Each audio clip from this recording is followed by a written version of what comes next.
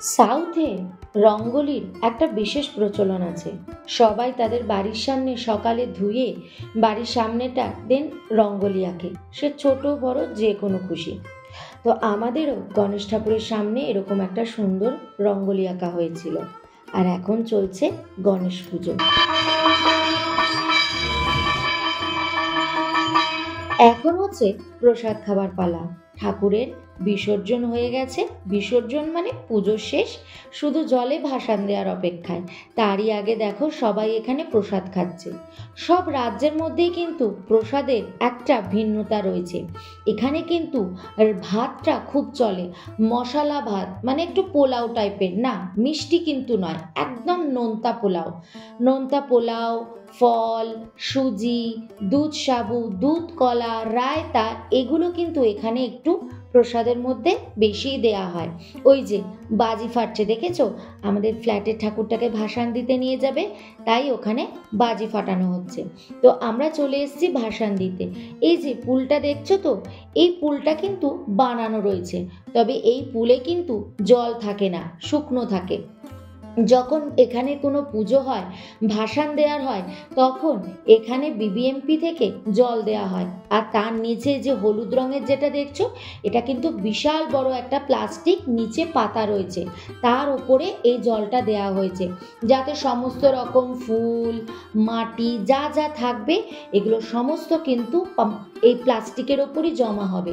তারপর ভাসান যখন সব শেষ হয়ে যাবে, তখন বিবিএমপি থেকে এসে সেই কাঠামোগুলোকে তুলে নেয়, নিয়ে প্লাস্টিকের মধ্যে যা যা জমা হয় সেগুলোকে একসাথে তুলে নিয়ে চলে যায়।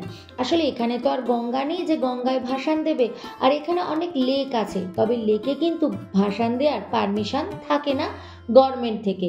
গভর্নমেন্টই এরকম পুল বানিয়ে দেয় ভাসানের জন্য। আর এই পুলটা কিন্তু শিব মন্দিরের ভিতরেই রয়েছে। ওই গণেশ ঠাকুরটা না বিশাল বড় ছিল, একদম কালো রঙের ছিল, এত ভালো লাগছিল না। এই যে আমাদের গণেশও চলে এসছে। এইবারে গণেশ ঠাকুরকে বিসর্জনের আগে এখানে কিছু নিয়ম আছে যেগুলো সবাই পালন করে।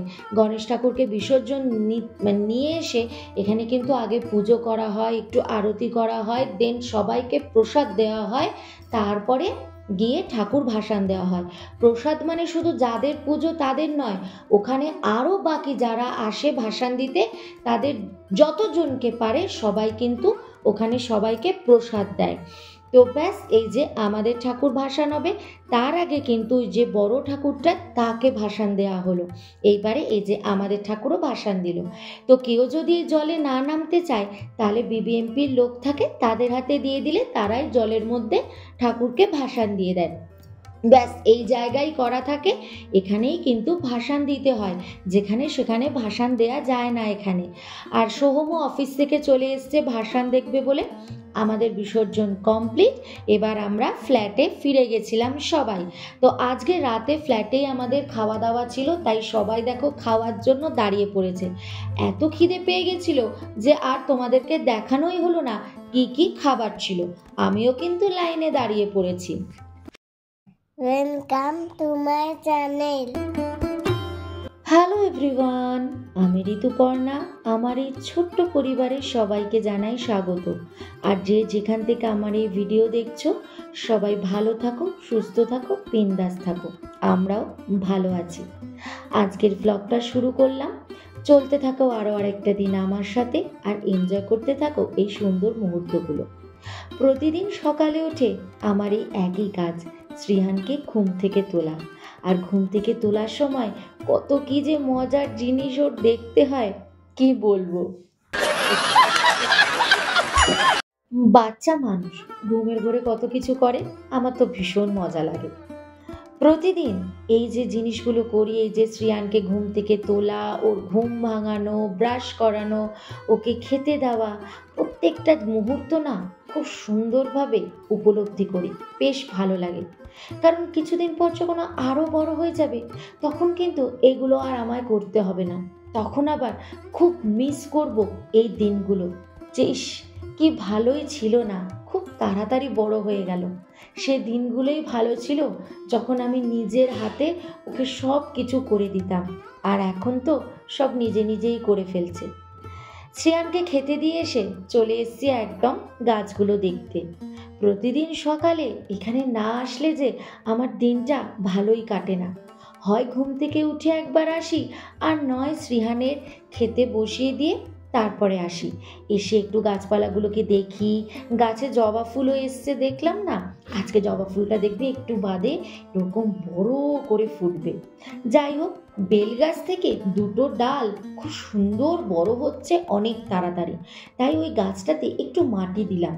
মনে হলো যেন মাটিটা একটু কম আছে। গাছের পরিচর্যা করে চলে আসলাম এদিকে এবার সোহমের ফল কেটে নিতে, কারণ সোহম ওটস খায়। উনি আবার ওটস ছাড়া খুব একটা বেশি কিছু খেতে চায় না। হ্যাঁ, মাঝে সাঝে খুব রেয়ার পাস্তা বা উত্তপাম এগুলো করে দিই, বাট ওটসটা ওর প্রায় রোজই চাই। তো দেখো, আপেল, কলা, আঙ্গুর, খেজুর সমস্ত কেটে নিলাম। আর এই যে কলাটা চামচ দিয়ে কেটে নিচ্ছি। তোমাদের আগেও বলেছি কলা আমি কোনোদিনও ছুরি দিয়ে কাটি না। যাই হোক, এবারে খেজুরটাকেও কেটে নিলাম। নিয়ে আগে সোহমের ব্রেকফাস্টটাকে রেডি করে দিলাম, যেটা এখন সোহম খাবে। তো এই যে দেখেছো, সমস্ত ফল কাটা হয়ে গেছে। ওর দুধ ওটসটা আগেই একটু ঠান্ডা করতে দিয়ে দিই, তাহলে কি হয়, সোহমেরা অসুবিধা হয় না, গরম গরম খেতে তো অসুবিধা হয়। তো এইবারে সোহমকে একটু নাশপাতিও দিয়ে দিলাম খাওয়ার জন্য। এইবারে ফল কাটছি শ্রীহানের স্কুলের টিফিনে। ওই 2 টুকরো আপেল, 2 টুকরো নাশপাতি, একটু আঙ্গুর আর কলা, এই দিই ওকে সেকেন্ড টিফিনে। কারণ শ্রীহানদের 2টো টিফিন হয়, একটা একটু টাইম আধ ঘন্টা দেয়, আর একটা 15 মিনিটের। এই 15 মিনিটেই এই ফলগুলো শ্রীহানকে খেতে হয়। আর আমি তো জানি আমার ছেলে কত দূর কী খায়, তাই জন্য ঠিক এইটুকু পরিমাণই দিই। তো এই যে আজকে শ্রীহানের ভার্মিসেলি টিফিন আর ফ্রুটসটা তো রোজই থাকে, বাট আজ হচ্ছে ভার্মিসেলি আর ফ্রুটস। আর এটা হচ্ছে সোহমের আলু ফুলকপি ভাজা। সোহম এটা রুটি দিয়ে টিফিনে মানে দুপুরে লাঞ্চ করবে অফিসে। তো শ্রেয়ানকে স্কুল থেকে দিয়ে এসে আগে বিছানাপত্র সমস্ত কিছু গুছিয়ে নিয়েছি, গুছিয়ে টুছিয়ে এবারে হচ্ছে জামা কাপড় ছাড়লাম, একটু ফ্রেশ হলাম। দেন দেখলাম যে সোফার কভারগুলো মানে কিছু পেতে যায়নি আজকে শ্রেয়ান, চোখেই পড়েনি আমার যে শ্রেয়ান আজকে পাতেনি। কারণ অন্যান্য দিন ও নিজে পাতে, ও কাউকে হাত দিতে দেয় না সোফার কভারগুলোতে, ও নিজে পাতবে, তোমরা দেখেওছো ভিডিওতে। বাট আজকে উনি না পেতেই চলে গেছে স্কুলে। তো এখন হঠাৎ আমার চোখে পড়েছে যে ওটা পাতা হয়নি, তাই এখন সোফার কভারটা পাতবো। পেতে একটু চা খাবো, চা খেয়ে তারপরে টিফিন করব। তো চলো দেখতে থাকো তাহলে আজকে ব্লগটা। চলো এবার সোফার কভারগুলো সুন্দর করে গুছিয়ে নিই। আমরা সবসময় আমাদের ঘরকে সুন্দর করে গুছিয়ে রাখতে পছন্দ করি, তাই না? আমরা মেয়েরা এরকমই।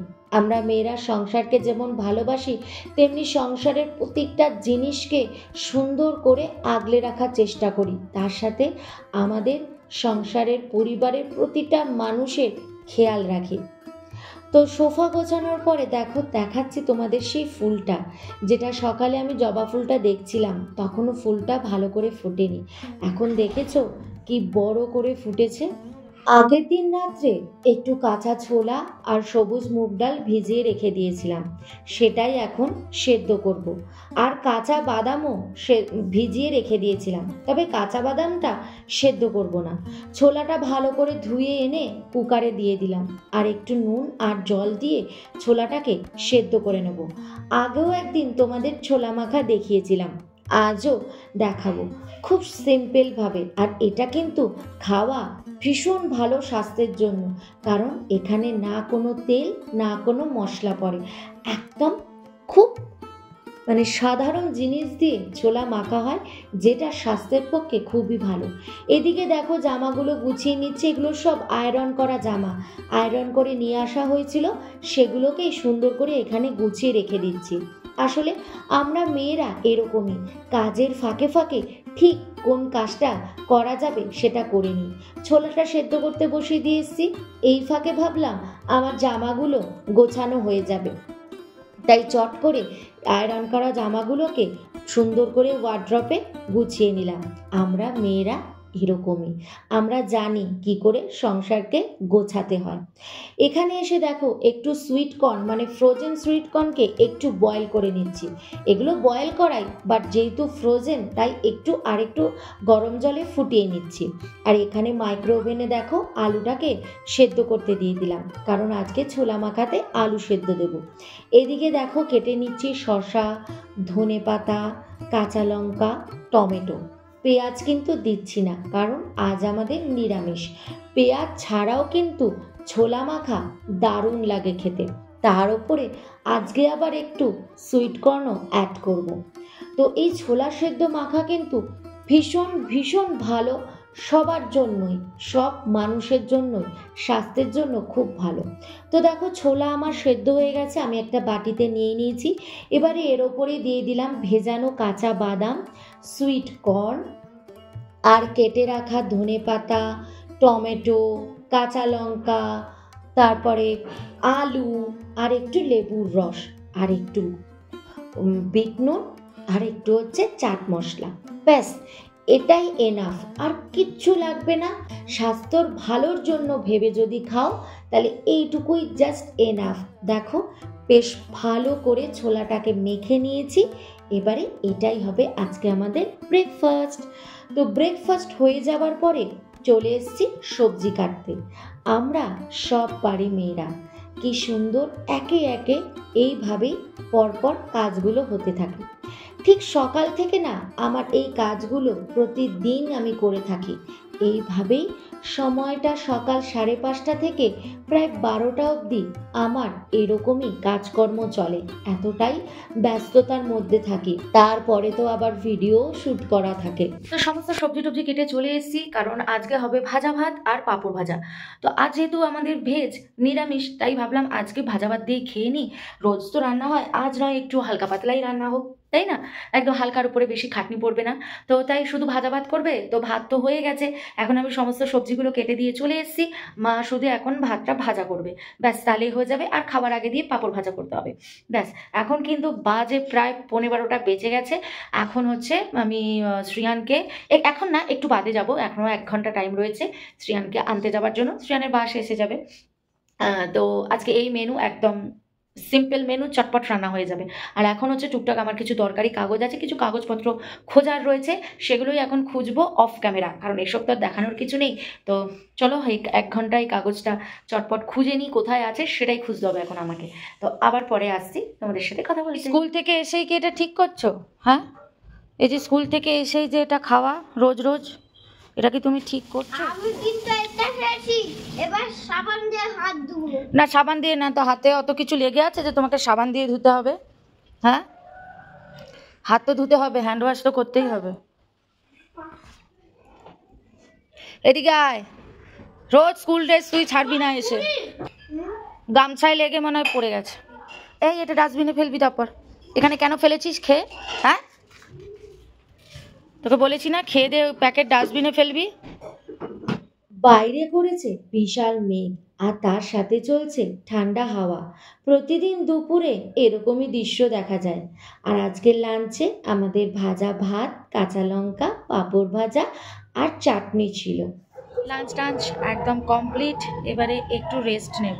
দুপুরবেলাটাই না একটু ঠিকঠাক মনে হয় ঘুম হয়, রাতে ঘুমাতে ঘুমাতে এত লেট হয়ে যায়, তারপরে আবার সকালে উঠতে হয়। তো এই জন্য আমার মনে হয় যেন দুপুরবেলাটায় আমার একটু ঘুমটা ঠিকঠাক হয়। যাই হোক, চলো এবার আগে তো শ্রিয়ানকে, মানে শ্রিয়ান, আমি না শুলে শ্রিয়ান শোবে না, তো ওর জন্য বাধ্য হয়ে আমাকে শুতে হয়, তারপর আমার ঘুম এসে যায়। নাহলে আমি যদি আরেকটু পরেও শুতে পারি, বাট ওর জন্য আমাকে তাড়াতাড়ি শুতে হয়। আজকে তোমাদের সাথে শেয়ার করলাম যে ব্যাঙ্গালোরে গভর্নমেন্ট থেকে কিভাবে ভাসানের মানে বিসর্জনের জন্য ব্যবস্থা করে, কিভাবে ভাসান হয়। আর এমনকি ছট পুজোও কিন্তু এখানে যে হয় এইভাবেই আবার জল ভর্তি করে দেয়। এবার ছট পুজোর যা যা নিয়ম, আমি তো সব জানি না, ছট পুজোর যা যা নিয়ম মানে গঙ্গায় গিয়ে সবাই যেভাবে পুজো করে এখানেও সেইভাবে পুজো করে, মানে এই ছোট্ট পুলটার মধ্যেই আর কি। তো একদিন যখন শিব মন্দিরে যাব, তখন তো আর ওই পুলটার মধ্যে জল থাকবে না, তখন তোমাদেরকে দেখাবো যে পুলটা ঠিক কীরকম, একদম সিঁড়ি সিঁড়ি সিঁড়ি সিঁড়ি হয়ে নিচটা মানে ছোটো, মানে কী বলো তো, ওপরটা চওড়া, তারপরটা আটটু ছোটো, তারপরটা আটটু ছোটো হয়ে এরকম চৌকো চৌকো হয়ে নেমে যার, প্রত্যেকটা পুরো সিঁড়ি একদম নিচ অব্দি করা রয়েছে। ঠিক আছে, হ্যাঁ, যেদিন যাবো কোনোদিন শিব মন্দিরে গেলে তখন তোমাদের ওই পুলটা দেখাবো, কারণ শিব মন্দিরের ভেতরেই ওই পুলটা রয়েছে আর কি। আর এই যে গাছগুলো দেখেছো, ফুলগুলো আর পাতাগুলো দেখো সব ওপর দিকে উঠে আছে। তো আজকেও দেখো কি সুন্দর কতগুলো ফুল ফুটেছে, দেখে আমার তো সব থেকে ভালো লাগে এখন এইটাই, এই ফুলটা সব থেকে বেশি ভালো লাগে আমার। চলো আবার দেখা হচ্ছে দুপুরবেলায়। তার আগে এদিকের আকাশ দেখে মনে হচ্ছে তো যে এক্ষুনি বৃষ্টি নামবে বলে। তারাও দেখাই ব্যাক ক্যামেরা করে, তো দেখেছো কিরকম মেঘ।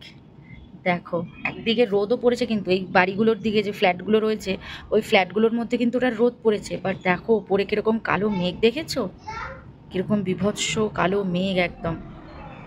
দেখে মনে হচ্ছে না এক্ষুনি নামবে করে, নামবে এই বিকেলের দিকে নেমে যায়। এই প্রতিদিনকার ব্যাপার, সারাদিন এরকম রোদ মেঘের খেলা চলে, তারপরে এই বিকালে গিয়ে এরকম বৃষ্টি হয়ে যায়।